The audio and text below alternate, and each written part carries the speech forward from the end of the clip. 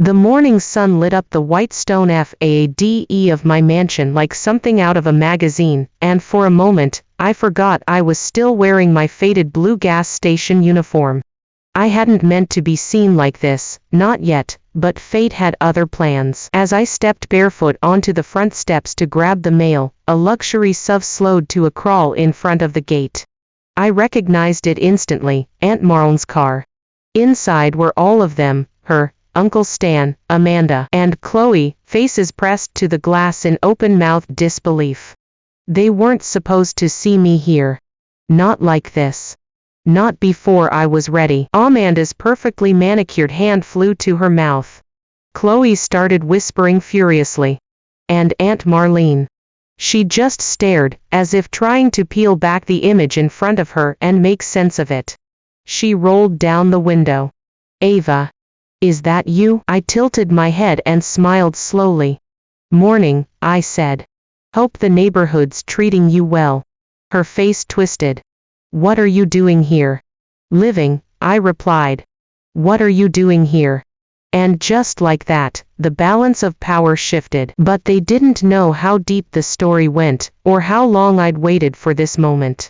It wasn't always like this, me in a mansion, them gaping like they'd seen a ghost. 3 years ago, I was 23 and standing outside Aunt Marlene's front door in the freezing rain, holding a duffel bag and my parents' ashes.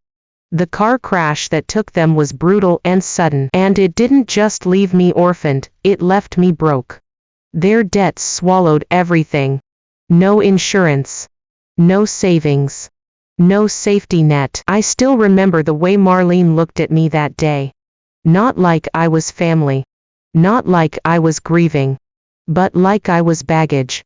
Ava, she sighed, stepping aside like I carried disease. You can stay for a bit. But don't expect handouts. You've always been different. She gave me the laundry room. No bed, just a lumpy mattress on the tile between the washer and dryer. The floor flooded whenever someone forgot to shut off the rinse cycle properly. My clothes smelled like bleach and mold. At dinner, they never included me in conversation. Chloe rolled her eyes whenever I spoke. Amanda used my gas station job as a punchline at brunch. I mean, who pumps gas and flunked out of college? That's practically a superpower in reverse, she joked once, and the table roared with laughter. Every day, I came home exhausted, reeking of gasoline and shame. They didn't ask how my shift went. They didn't see how hard I tried. All they saw was a failure. One night, I overheard Marlene on the phone, laughing with one of her friends. She'll be out in a month. You know how these types are. Think the world owes them something. That night, I didn't cry. I opened my old laptop, found free Wi-Fi from a neighbor 2 houses down, and typed into Google, how to escape poverty. And that was the beginning of the version of me they never saw coming. Most people thought I was just another aimless girl, stuck behind a convenience store counter, asking credit or debit 100 times a day. But what they didn't know, what no one knew, was that I was building something. Every shift at the gas station, I kept a small notebook in my apron pocket. On slow days, I jotted down notes, ideas for online businesses, how stock markets worked, real estate strategies. I read free ebooks on personal finance and watched YouTube tutorials during my lunch breaks, earbuds tucked under my hoodie so the manager wouldn't notice. And then there was Don. Don was the owner of the gas station, a grizzled man in his 70s with a bad hip and worse mood. Most of the other clerks quit after a week because of him. But I didn't. I showed up every day, early and steady, no complaints. One night, after a customer threw coffee at me for running out of lottery tickets, Don stayed late to mop the mess himself. He didn't say a word until we were locking up. Then he asked, "Why do you keep showing up for this miserable job?" I didn't think. I just answered honestly, because it's all I've got. And because I'm not planning to stay here forever. He grunted, but something changed after that. He started teaching me how things ran behind the scenes: inventory, vendor contracts, accounting. It was like gas station boot camp. By the time 6 months passed, I knew how to operate the business better than the shift managers did. One evening, he sat beside me in the office and said, "I don't have kids. My wife passed last year. Everyone thinks I'm a crusty old bastard with nothing to leave behind. But you remind me of myself, when I still had something to prove." I thought he was just being kind. I didn't know, then, that Don had quietly made me the sole beneficiary of his will. I also didn't know that he'd built a small empire. The gas station was just the front door. He owned rental homes, land, and stocks tucked away like a dragon hoard. By the time he passed away peacefully in his sleep a year later, I was 24, and suddenly the owner of 3 properties, a fully paid-off business, and a cash account bigger than anything I'd dreamed of. But I didn't rush to flaunt it. No, I had learned something far more powerful from my time in the laundry room: silence has more strength than noise. And revenge tastes better when it's aged. After Don's funeral, I didn't tell a soul. I went to work the next day like nothing happened, still wore my faded uniform, still wiped down counters, still smiled at rude customers. I didn't even flinch when Amanda pulled up at the pump in her little white BMW, blasting music and throwing me a pitying glance, like I was some cautionary tale. But at night, everything changed. I combed through Don's files, leases, deeds, bank accounts. He hadn't just left me a windfall. He left me a foundation. I upgraded the gas station using funds from a silent partner account. Rebranded it, brought in new tech, automated the supply chain. Within 6 months, it was netting triple the revenue. With the profits, I bought a small duplex, then a triplex. I fixed them up myself on weekends. YouTube and elbow grease became my tutors. Every dollar I earned went back into the machine. And I kept learning: marketing, investing, small business taxes. I filed my first LLC, and then another. Meanwhile, Aunt Marlene's family was basking in their artificial glow. They posted vacation photos, new handbags, grateful for our blessings, captions on social media. They didn't know that 2 of the shops they shopped at now paid rent to me. I kept my name off everything, used a trust and a holding company. I even bought the house across from their dream neighborhood, under an alias, just to be close enough to watch. And then, fate handed me something poetic. The mansion at the top of their hill, the one Aunt Marlene had always swooned over during neighborhood walks, went up for sale. Foreclosure. The owners couldn't keep up with the mortgage. I didn't hesitate. I bought it, all cash, under the name of my holding company. No housewarming party. No big announcement. Just quiet keys in a quiet lock. For 3 months, I lived there in near silence. I came and went at odd hours, always in my uniform. I hired a landscaping crew, made subtle renovations, and kept the curtains drawn. And still, they had no idea the disgraceful gas station girl had just become the wealthiest person in their entire neighborhood. But I was just getting started. Living across from them wasn't just poetic, it was tactical. I watched, waited, and took mental notes.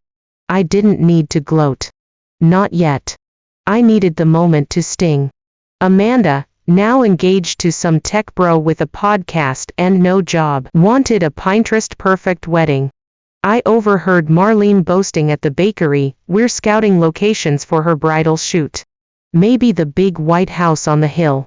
It just screams elegance." I nearly laughed. They didn't even realize they were planning to take photos in front of my home. I reached out to my property manager and asked her to approve the photoshoot, under the guise that the home was unoccupied, used only for staging and investment. She scheduled the appointment with Amanda's photographer. I asked her not to mention the owner. On the day of the shoot, I dressed casually. Not flashy. Just clean. Neat. Confident. I wore the gas station uniform deliberately, pressed, spotless, familiar. When their photographer rang the doorbell, I answered it myself. Amanda, Chloe, Marlene, and a few bridesmaids were giggling behind him until they saw me. Everything went still. The wind stopped. Even the birds held their breath. Ava. Amanda blinked. What are you doing here? I smiled. You wanted bridal photos. This is my property. You're welcome to take them, just avoid stepping on the new turf. It was expensive. Marlene's face collapsed into itself. Her cheeks flushed with heat and confusion. This is your house, I nodded. Bought it a few months back. Lovely view, don't you think? Amanda stammered, but how weren't you at the gas station? I still am, I said. It's mine. All of it. And then I walked away, leaving them on the porch, surrounded by fake smiles and real silence. 3 days after the photoshoot incident, Aunt Marlene showed up at my front gate unannounced. I watched her from the second-floor balcony as she pounded on the call button like it owed her money. Her expression was a tight mask of confusion, rage, and something she never wore around me before, fear. I buzzed her in. Slowly. She marched up the driveway, heels clicking like a metronome of indignation. We need to talk, she snapped the second I opened the door. I stepped aside. By all means. She didn't sit. Just stood there in the foyer, eyes flicking over the marble floors, the chandelier, the spiral staircase, as if each one slapped her across the face. You lied to us, she said. I raised an eyebrow. Lied. You let us believe you were poor. Struggling. Some pathetic charity case. All that time you were, what, building an empire behind our backs. You mean while I was sleeping next to your detergent bottles? I asked quietly. You mean when your daughters laughed at me for folding their laundry after working 12-hour shifts? That time. Marlene's jaw tightened.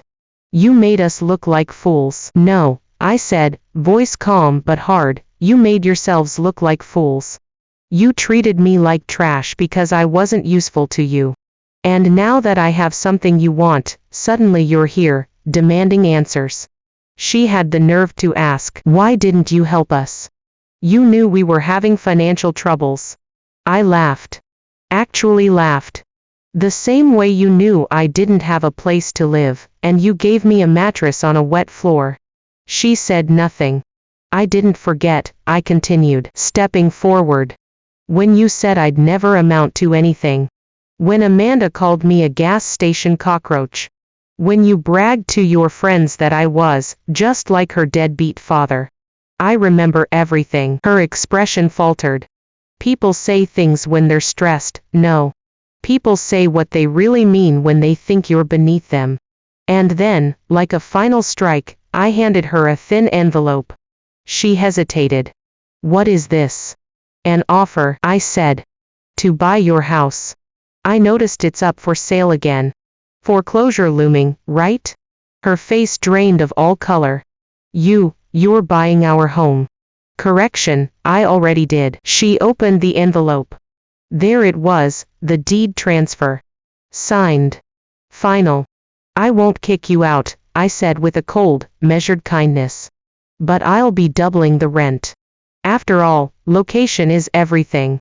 She turned away, trembling.